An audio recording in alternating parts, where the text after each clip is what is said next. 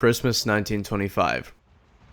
Thomas the Tank Engine was happy as can be. The Fat Controller had given him a new branch line, and he had spent the last couple months helping workmen lay track to extend it into the hills. Starting from the river station, they built a viaduct, ran alongside the river, dug out a tunnel, and built a brand new station at Farquhar. Here they even built a shed just for Thomas. Blue Tank Engine was very proud of his work, and the passengers were glad to see him. "Getting up the valley has never been so reliable," they would say.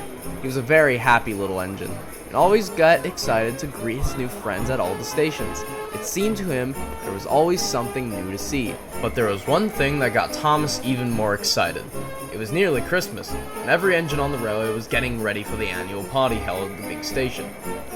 "I hope to see you there, Thomas," Edward would say at the junction. "I wouldn't miss it for anything," Thomas replied. One frosty morning, Thomas was telling his friends about it. "The sheds are decked with lights, inside and out. Carolers can be heard singing from the station. A brass band plays, and the best of all, the Christmas tree stands proud for all to see." "That does sound exciting," replied Mr. Kindly. "You will tell us what it's like this year, won't you?" Mrs. Kindly asked. Thomas beamed. "Of course! I'm sure this year will be the best one yet." As he ran up and down the valley with his two coaches, Annie and Clarabelle, he couldn't help but daydream. Perhaps there will be a Christmas feast this year. Tables and chairs all in a neat row for the workmen, with the tree at one end and me at the other. Annie and Clarabelle giggled. "You? Of course," Thomas protested. "I should be the special guest. My branch is the most important, don't you know?" "We do indeed," they replied. "You'll be bringing us, won't you?" "I wouldn't dream of leaving you behind." Thomas whistled. Soon he would be talking about nothing else to his friends as the day grew closer and closer. At the top station, Thomas was still daydreaming. "Could I have a wash down before we leave for the party?" Thomas pleaded.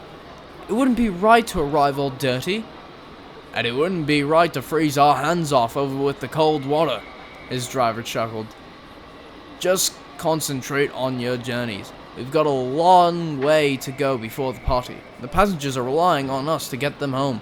"Oh, of course," Thomas said sheepishly. "I'd forgotten them. Station master was telling me about the roads in the valley. He says they clog up with snow every year, and people get stuck." "Exactly. We're not going to let them down now, are we?" "No, we won't." Thomas whistled with spirit, and he worked hard for the rest of the week, bringing his passengers to their loved ones on time every time. It was a few hours before the party, and snowflakes fell all around. Thomas managed to convince his driver and fireman to give him a quick rub before they left. Imagine what they would say if I arrived with dusty paint. They were almost ready to leave. Thomas was sorry to be leaving his friends for Christmas, but was excited to tell them all about the party. The snow was falling heavily. By the time he backed onto Annie and Clarabelle, suddenly the station master ran up. "I'm afraid you're going nowhere. The valley's blocked with snow and the telephone lines are down." But what about the party? Can't we plow through it?" The station master shook his head. "All the snowplows are at the big station. I'm afraid you'll have to miss the party this year." He tipped his hat before trudging grimly away. Thomas was heartbroken. All his excitement had been snuffed as he rolled into his shed and his crew bedded him down for the night. They waved goodnight, but Thomas couldn't speak a word. He looked like he was going to cry. As the town clock struck midnight, Thomas went unhappily to sleep. The party at the big station came and went with rousing festivities. Thomas had missed it. Alone and cold in his shed. It was just as quiet as it was before. When he woke up the next afternoon, the little engine yawned as he peered out the window. The snow had stopped falling, but seemed to swallow everything. The time passed slowly, and so Thomas closed his eyes once again. He wondered if anyone would come and save him. But his rest was interrupted. Outside, he could hear Christmas caroling. The sound got closer as the carolers paraded through the town and towards the station. "I hope they're having a better Christmas than I am," Thomas thought. Suddenly, he heard a knocking on his shed door. "Hello?" Thomas began. "Who's out there?" The door was suddenly flung open, and Thomas's eyes widened.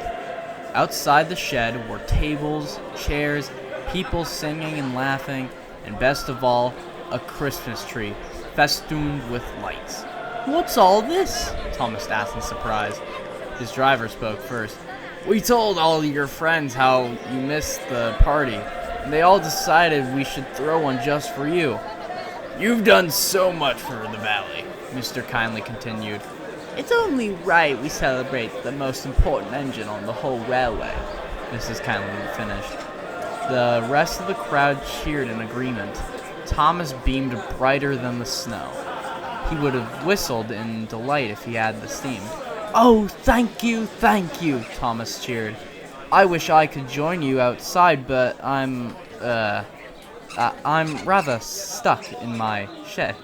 He blushed. "Would you all like to join me?"